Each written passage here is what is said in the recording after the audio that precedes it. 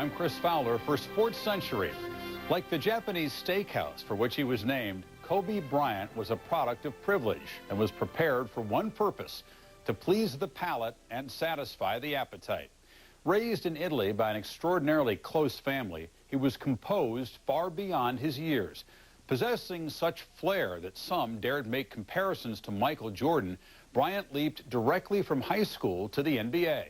The landing was not pain-free, but he has persevered and now has a game as distinctive as his name. I'm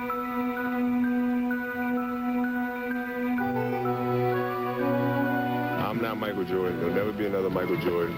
He's the greatest player of all time, and nobody can fill his shoes, period. Anybody who comes into the league with a game that at all emulates Jordan's has been compared to Jordan, and I think Kobe was just one in a line of guys who's got some incredible game. Maybe this is the next one. We got to find the next superstar. We've got to make this guy the next somebody. Where in the old days, they didn't make you, you made yourself. It's terrible to try to put him in a class with a Michael Jordan when he hadn't played a game. Michael Jordan's the greatest player that ever played, and Kobe Bryant is making his own reputation, and he's trying to establish his own identity. There was a media feeding frenzy. I just thought that that was not a thing to do to young Kobe. Let this young man develop into the extraordinary talent that it appears that he's going to develop into, and then we'll all enjoy the ride. Dunked in by Bryant. Jordan, look at that! Michael Jordan! That is where you do the comparisons with Jordan. I've guarded Michael Jordan, and I've guarded Kobe also.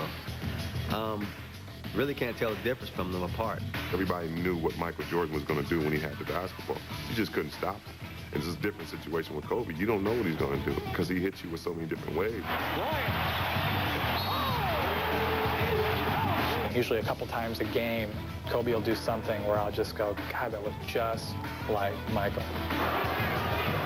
Quick move to the hoop, Kobe Bryant. That's his game. When he first came to the league, he had a bull head. Now everyone's paying on the mic. His tongue came out his mouth. They blew that up like, yeah, he's sticking his tongue out like a mic.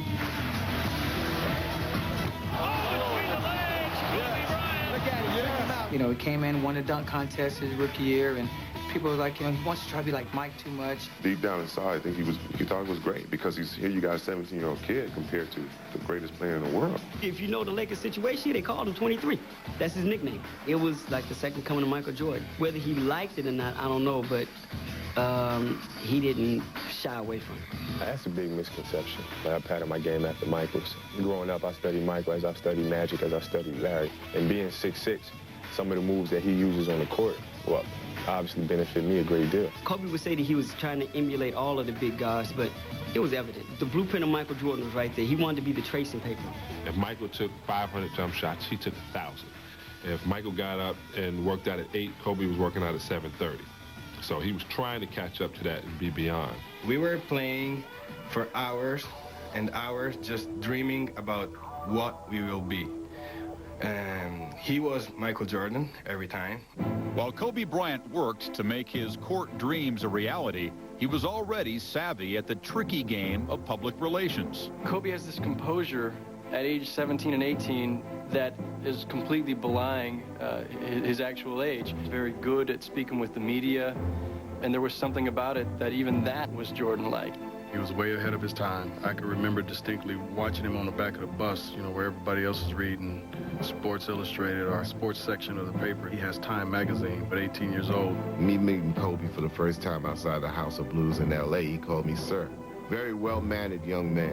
He understands certain things about the business that could only have come from living the life that he lived under his father and in his family. He's the son of a pro. He's seen his father's transition through it. It's like Barry Bonds, Ken Griffey Jr. These guys who come from that, you know, who, I guess, step into their father's light, understand what to stay away from. After signing a lucrative 5-year contract with Adidas before he even played in his first NBA game, Bryant was embraced by a media in the hunt for another Jordan. Please welcome Kobe Bryant. This is a guy whose popularity is right up there with Jordan's, and whose commercial appeal is up there, whose charisma and whose personality are all on that same plane. You don't have to cut the lawn ever again, do you? See, now the good thing about it, I get to give my parents allowance. Yeah, oh, yeah, give them allowance, yeah. That's it. You got a new car 2 years ago. Now, you forgot to take the trash out. Come on. Y'all work with me here. Growing up in the suburbs, not necessarily being viewed as a street kid, he has a crossover appeal. He's a GQ cover guy, and yet when he's on the court, he plays like any kid in any inner city. Kobe's marketability is probably the same as MJ's was. Back in MJ's earlier years, both guys were attractive to the public, not involved in a lot of scandals. Hey, I can play. Do you know how? I'm not bad. He's tall. What do you think? All right, let's play! Hey, if we win, we get to go to McDonald's. So don't play. Beyond his early success at the Fame game, it was Bryant's passion on the court that triggered references to greatness. Kobe Bryant is an unbelievably competitive person. And if there's one area that he reminds me of to some degree, that would be in the competitive area to Michael Jordan. Despite the fact he's played in pain.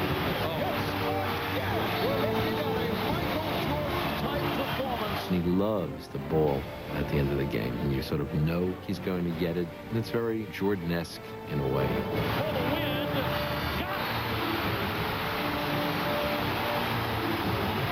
He has enormous respect for Michael, and Michael has a lot of respect for him. Michael really respects perfection and greatness. He speaks to Michael. He asks advice about how to deal with teammates, how to deal with media, how to deal with life, how to deal with being famous. He wanted to take the things that Michael Jordan did that made him successful and apply them to himself. In his second season with the Lakers, Bryant, at 19, was the youngest player ever to start in an All-Star game. Across the floor stood the man who would take his measure. There are full-page ads taken out, NBA, All-Star Game, East, West, Kobe, Michael. Kobe embraced it, as Kobe does. And he embraced the moment, too. He's got the ball in his hands again. To Garnett. Back to Kobe! I watched him go at MJ. I've never seen that. He let everybody know what was to come. And if you had any question about who was to take the seat, it was going to be him. Although Jordan was named MVP of that 1998 All-Star game, Bryant's 18-point performance favorably impressed the man whose crown he sought. Hey, it was a good battle, actually. It was fun. He attacked, and I like his attitude. You won't find a better competitor in the history of sport than Michael Jordan at both ends of the floor. Kobe will get there. Kobe's an outstanding competitor offensively. When Kobe learns to work both ends of the floor, Kobe's going to be lights out. Kobe's probably the only player out there that really believes he can actually have a better legacy than Michael Jordan. If you think of Michael Jordan, when a lot of people thought he was at his peak as far as wisdom and cunning and skills and seeing the game, he was in his early 30s. And Kobe will be, what, 15-year veteran by then? If Kobe Bryant was running ahead of schedule, much of his early growth occurred in a place and culture far from the playgrounds of America.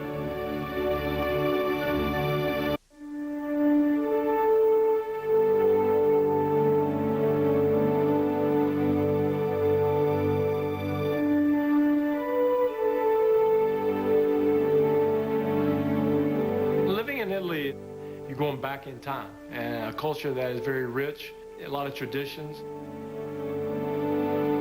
Italy is a country that I always say is full of history.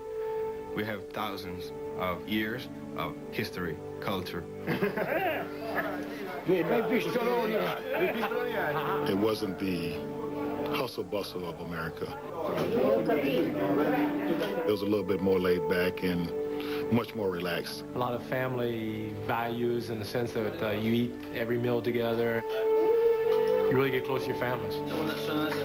You're having lunch together every day. You're having dinner together every day, the whole family. You do things together. In Italy, the family is the thing most important of all. In 1984, Joe Bryant, who played 8 seasons in the NBA, took his wife Pam and their 3 children to Italy to play professional basketball.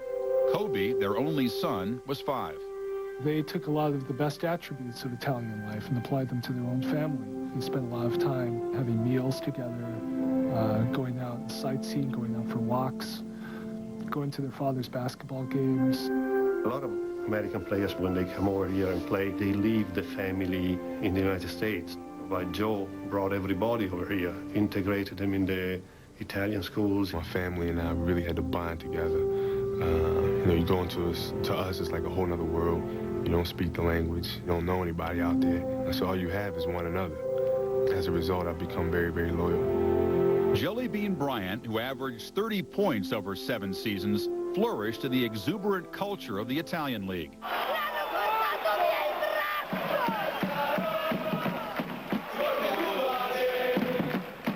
The fans in Italy are very passionate. They would throw coins, spit at people, just completely go out of your mind. The basketball was very different from the NBA. We were now playing 1 game a week and having the rest of the week to just practice a couple hours a day, enjoy your time with your family, explore a new country, and just kind of enjoy life. Jelly Bean Bryant was a role player who came off the bench. His NBA career was a moderate career, and I think that he felt that he could become more of a player in Europe, which he did. He became what they called Magic Bryant. He became a celebrity. He led the league in scoring. Joe and his whole family were kind of idolized all across Italy as a whole. I remember talking to Kobe. He was able to sing me the Italian songs that the fans sang for his father in perfect Italian. Growing up in the glow of his father's stardom, Kobe learned firsthand what it takes to live in a fishbowl. He was very mature for the age. He was always very polite, very educated, always talking with a low voice, never angry. He was always walking with his head up, with a lot of self-esteem. When we were visiting his family at his home, Kobe came running inside the house and up the stairs. 10 seconds later, he came running back in the house again. He was running upstairs, jumping out of the second-story window into the lawn and running around like it was a game. One time, he went to a MC Hammer concert, and all the guys on the stage saw him dancing. It was so good that they asked him to go on stage. This is almost like the first test tube NBA superstar. He learned to play in a sense of isolation. He was thousands of miles away from Americans. He was playing in a country where soccer was the top sport. Kobe was a very, very quiet person. He always thought about basketball, basketball, basketball. He didn't want to be just like his pop. He wanted to be much better than his pop. He had that drive. He'd come out on the court during the timeouts and shoot around all the time and dribble up and down the court. You had to chase him off the court so we could start the game back. When we finished practicing, he wants to, let's play some horse. Let's see who can outshoot who. Let's play some one-on-one. And he would just stay there. And, you know, it'd be time for the gym manager sometimes. Hey, it's time to go. So I'm going to lock the gym up and go. And here's Kobe and still in there shooting around. Off the court, Kobe often waited for the mailman to deliver care packages from his grandparents back in the U.S. Well, they used to send us all types of TV shows, movies. But what I most looked forward to getting was the games. I wanted to see basketball. We tried to imitate our idols, like Larry Bird, like Michael Jordan, Magic Johnson. But he definitely made a study of the Lakers when Magic was there, and we'd watch videotapes together, and his father would say, look at Magic here. See how he sets up this guy? We watched Come Fly With Me maybe 1,000 times. It was more studying the video, studying everything of Jordan. In December of 1991, the Bryants moved back to the States, settling in a suburb of Kobe's native Philadelphia. A year later, he entered Lower Merion High School, where his star not only began to rise, it rocketed.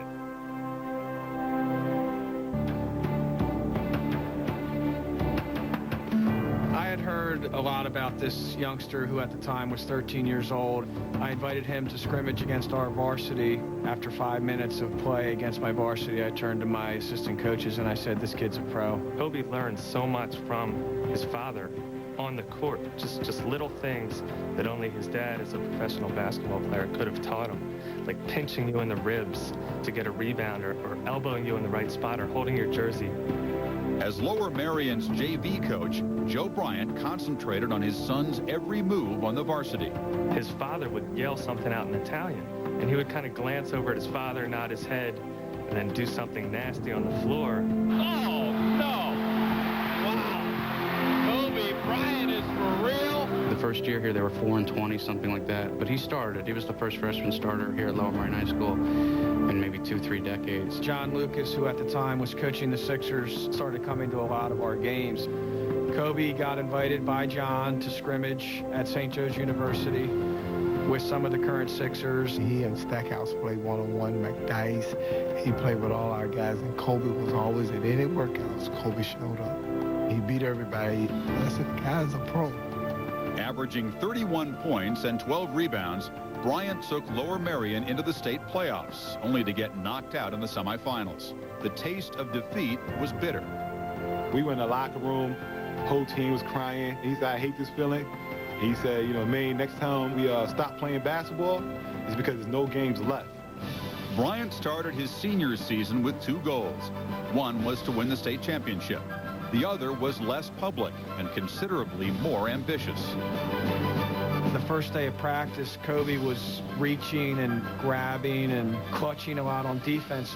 Kobe's first reaction when I was getting on him about reaching was, I'm getting ready to play pro defense. He's the best player in the country. They know he's going to go pro. Everybody wanted to go and see Kobe play. Everybody. Our games turned into sellouts and ticket scalping and people offering $1,000 for tickets to the state championship game. It was similar to traveling with a rock star.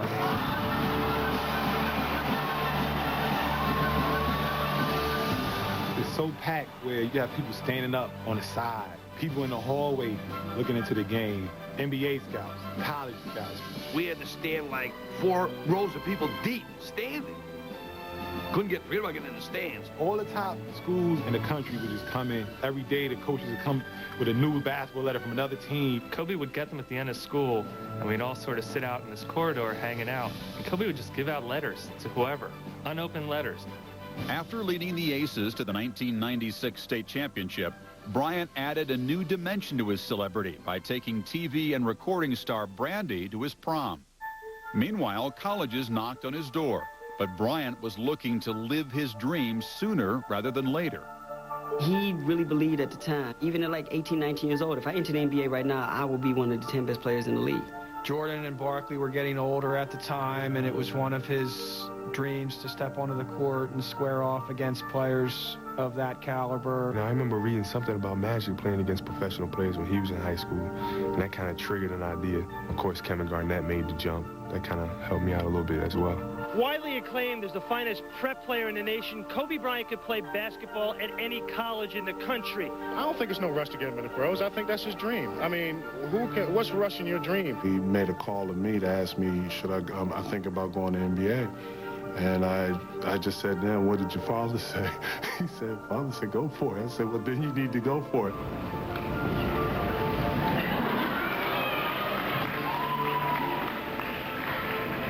No, I have decided to skip college and take my talent to the NBA. He had his sunglasses on his top of his head. I thought it was a little much. Here's a 17, 18-year-old kid kind of acting like he's Michael Jordan already. For the next week, 98% of the calls going on sports radio and on the TV reports were, this is the dumbest thing we've ever heard. Why is this kid doing that? I can't believe he's giving up a chance for education. It's an opportunity of a lifetime. I feel it's time for me to go out and seize it while I'm still young. At that point in time, high school kids had really not been a part of the process of identifying NBA players. The guy coming out of high school straight into the NBA was almost a joke. We don't want him in the NBA. People don't want to babysit 18 and 19-year-old kids. You got a lot of guys thinking that they're ready for the NBA when they really should go to college. If you really have the talent, the college game will only enhance what you have. My first thought was really that you'd like to see someone like Kobe get a couple of years of seasoning in college so that he doesn't have to spend as much time on the bench and he would grow a bit. Kobe being in the NBA environment virtually all his life with his dad, and the cultural adjustments of growing up in Europe gave him a comfort zone that I don't think you'd find many teenagers would have. This is a kid who's smart, he's lived abroad, he's very comfortable with himself.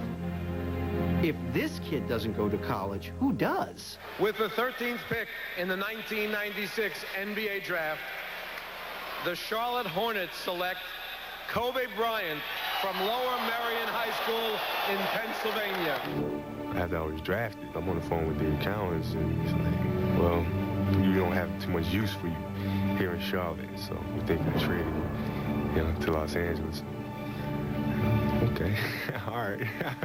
Even before the draft, the Lakers showed more than a passing interest in Bryant. Just got a chance to just do some drill work with him. And then Jerry West says, Coop, let's go down the low post and work him out there. So I start guarding Kobe, and all of a sudden he's hitting me with all these elbows as he's turning. We knew then that he was going to be a good player. West called me right afterwards and said, Chick, I got a guy I got to have. And I said, who is it? He told me his name. I said, I never heard of it. He said, he's just coming out of high school. I said, you got to be crazy. The thing that most impressed me about him was his ability to articulate the reasons why he wanted to play in the league. We get a chance to spend some interview time with him behind closed doors, and all the questions we hit him with, he answered them appropriately, wasn't shy, was very candid about a lot of things. 15 days after the draft, the Lakers acquired Bryant in a trade for their starting center, Vlade Divac. He knew that he could be a great player at this level, but it's your mental toughness that's going to keep you in the league, and if you keep yourself healthy, that'll make you a superstar. Armed with sensational ability, a blistering work ethic, and a social sophistication beyond his 18 years, Kobe Bryant hit the City of Angels, where young stars often vault to the top or burn out in mid-flight.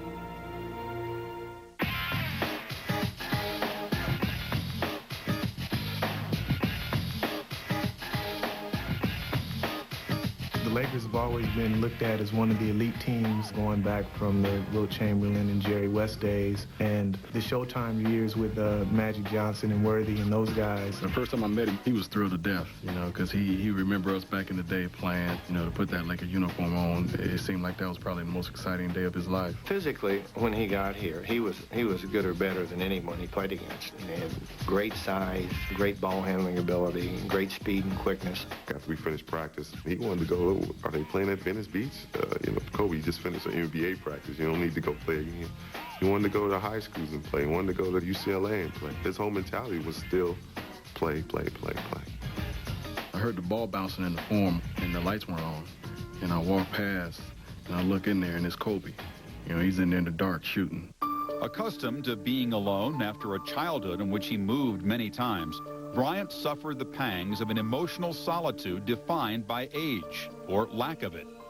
Kobe came with the Lakers. I was 36 years old and he was 18, so I'm looking at this kid saying, this kid could be mine. I didn't have anything in common with these guys. There's nothing to talk about.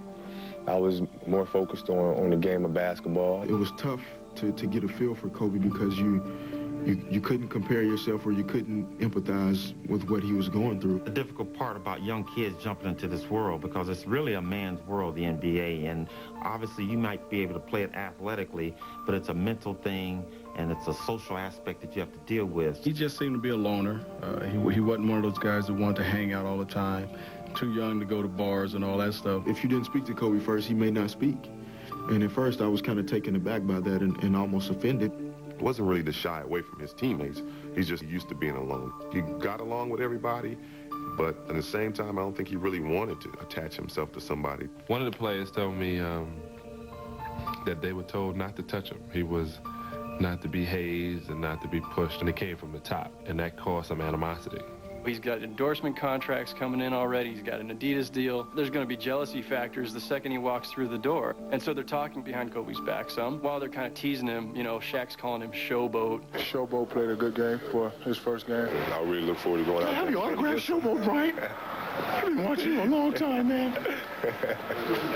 He kind of liked that name. I don't think he understood that some guys say that kind of represent him trying to be one-on-one and trying to do everything on his own. Kobe was a little bit different because he had the game that no one on the Laker team had. He played the game with a real flair, and sometimes there was a little too much mustard on the hot dog. Kobe won't do that. He would make a big play. Guys wouldn't be applauding. No one would come and greet him. There was no congratulations. The feeling was, hey, you think you're great. You think you're going to step on us to be great. We'll watch, but we're not going to support you. There's a pecking order in the NBA, and Kobe was just trying to do what he did in high school and not understanding that you got 4 other players that can get it done. When I first came into the league, I was more trying to prove myself as an individual basketball player, not really thinking about my teammates or trying to lead them. because that wasn't my role. It was obvious that he was going to be a superstar. But first couple of years, he made more turnovers than he did assists. He was a little bit too aggressive to shoot the basketball. Bounce pass to Kobe, comes underneath, puts it up. He viewed himself as a player who could come in and make an immediate impact. That's not going to happen for any high school kid. You had a lot of people that could not stand Kobe Bryant. Darryl Harris wouldn't allow him to make fancy moves in practice. If he'd made a spectacular move, Darryl wouldn't even count the basket. And he never got playing time. It was killing him, because in his mind, he's doing everything that he's supposed to do to get to that point in his career where he can shine. That was part of Kobe's frustration as well, being the youngest guy and, almost feeling like his desire was greater than everyone's. That desire would have its moment in Game 5 of the 1997 Western Conference semifinals against Utah. With the game tied and seconds left, the passionate rookie held the world in his hands. Kobe Bryant will take it. An 18-year-old rookie. Short. No time remains. Nobody else wanted to take that shot. Kobe was the only one to step up and say, I want to take this shot. Bryant for the tie. He has shot blanks this entire overtime. The Lakers at that particular time was looking for a go-to player. And going back to high school, his ball has been placed in his hands to do one thing, and that's to make something happen. Got a chance if he gets close to foul. Bryant for the tie. Another air ball. And the Utah Jazz going to the Western Conference Finals. After the game, he was very disappointed in himself. But the one thing I can remember is looking at this kid saying, man, he's going to come back next year. He's going to be even better. In 1999, Bryant became a starter, averaging 20 points in the regular season. But his offense was not enough to keep the Lakers from being swept by the Spurs in the playoffs. Enter a new coach, whose insights and powers of persuasion guided the Bulls to a dynasty. Round ball guru Phil Jackson. This is a team that is talented. It's young. It's on the verge. I just had a chance to meet Kobe Bryant. He's dedicated. He's competitive. He reminds me a lot of Michael Jordan, and there's not too many players that have ever done that in this game. Phil's success as a coach definitely creates a sense of respect amongst the players. When you have a guy that's won 6 championships, you kind of turn yourself over to that format. Jackson was unbelievably demanding of Kobe. He understood right away that this is a guy who's so tough and so strong that I can really go after him and he can handle it. If you're lust to score and you have this ego problem that's getting in the way of the game, then you're going to have trouble. He's got too many players that he'd disrespect if he did it.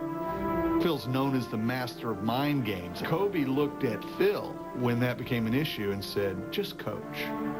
Just tell me what to do. You don't have to manipulate me. You don't have to motivate me. I'm in first gear, ready to go.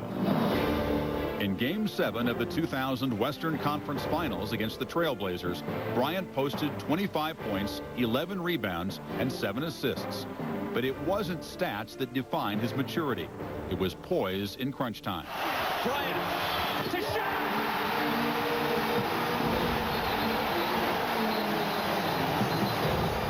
You look at the dynamics of that play, and Kobe was trying to crash through the defense like he always had before, beat 5 guys and dunk it in everybody's face.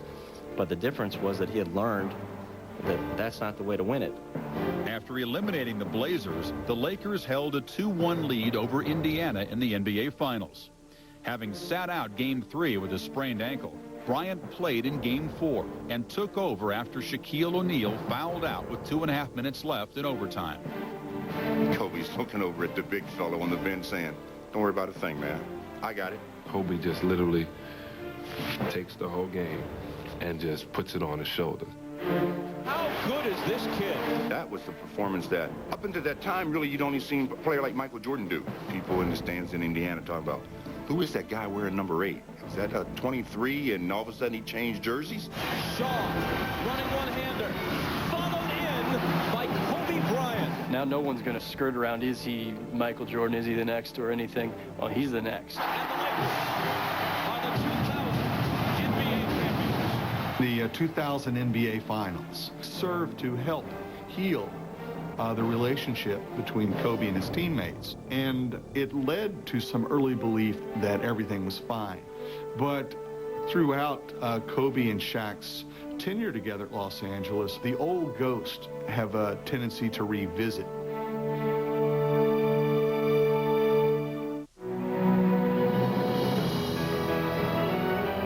opposites attract, you respect what is different about the other person. And with Shaq and Kobe, there wasn't that. Shaquille and Kobe are very different personalities. Shaquille's very playful, and Kobe is a more serious person. While Shaq is the older one and the bigger one, Kobe is by far the most mature and reserved. That's the way they approach basketball in a lot of ways. Shaq would look at Kobe and say, lighten up. And Kobe would look at Shaq and say, get serious. There was a team meeting, and Shaquille O'Neal spent a lot of time saying, we cannot win with Kobe Bryant. Of course, Kobe's sitting right there, and he took it.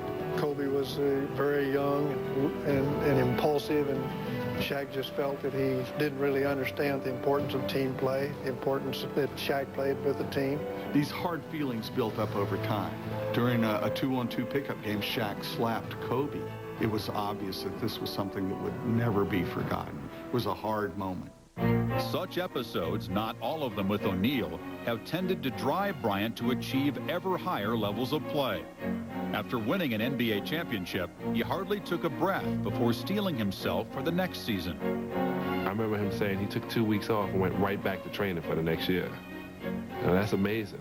Supposed to sit back and let people pat you on your back. He was right back in the gym. Everybody on the team sort of had a bigger ego because they were champs. They all believed that their way is the right way. Therein lies the adjustment, handling the success of a championship, putting the egos aside once again with the understanding that it's a team concept. I felt like it was really my job to make sure the team was moving in the right direction and to really become more of a vocal leader. Shaq comes in, he's out of shape, he's gonna kind of cruise through the regular season, and Kobe comes in, he's been shooting jump shots every day, every hour, every minute.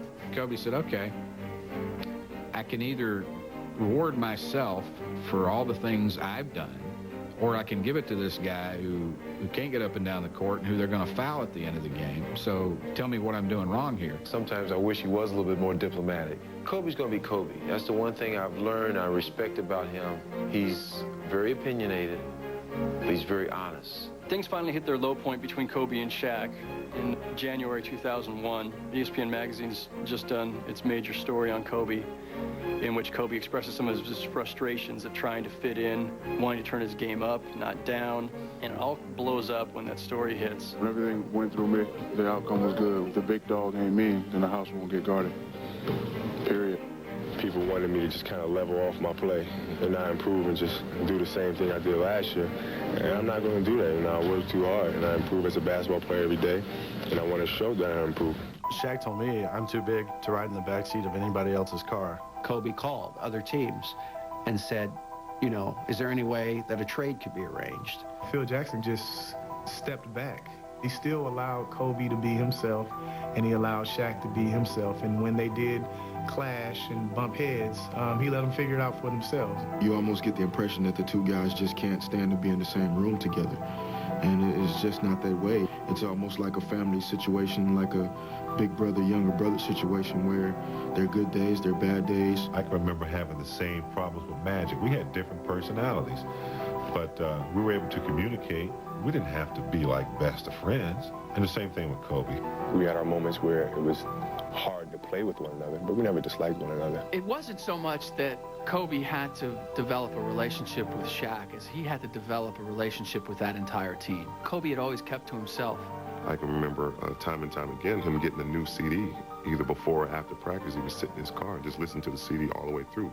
Spend hours and hours just listening to music in his car. A couple of times he would have his earphones on and no music just to hear what people are saying. The guys on our team questioned whether or not, Kobe really wanted to be a part of our group and wanted to do what was best for not only him, but for our team.